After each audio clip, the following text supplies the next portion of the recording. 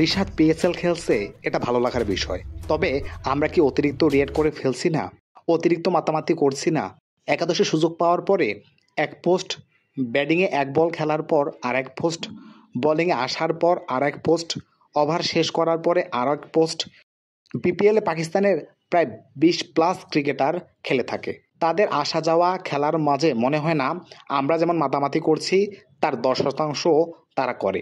মাতামাতি আমজনতা করুক, এটা সমস্যা না। তবে যে মিডিয়াগুলোকে আমরা স্ট্যান্ডার্ড ভাবতাম, স্ট্যান্ডার্ড লেভেলে কল্পনা করতাম, সেই পেজগুলো মাত্রাতিরিক্ত মাতামাতি করছে না, বা তাদের এই মাতামাতি করাটা তার ক্যারিয়ারের ওপরে কিংবা তার উপরে প্রত্যাশার চাপ বাড়িয়ে দিচ্ছে না। ফ্রাঞ্চাইজিকে খেলাকে কেন্দ্র করে আমরা যেমন মাতামাতি শুরু করেছি, তাতে করে কি আন্তর্জাতিক ক্রিকেটকে হেয় প্রতিপন্ন করা হয় না? নাকি ফ্রাঞ্চাইজি ক্রিকেটে খেলতে পারাটা আন্তর্জাতিক ক্রিকেটে খেলতে পারার চেয়েও বেশি সম্মানজনক?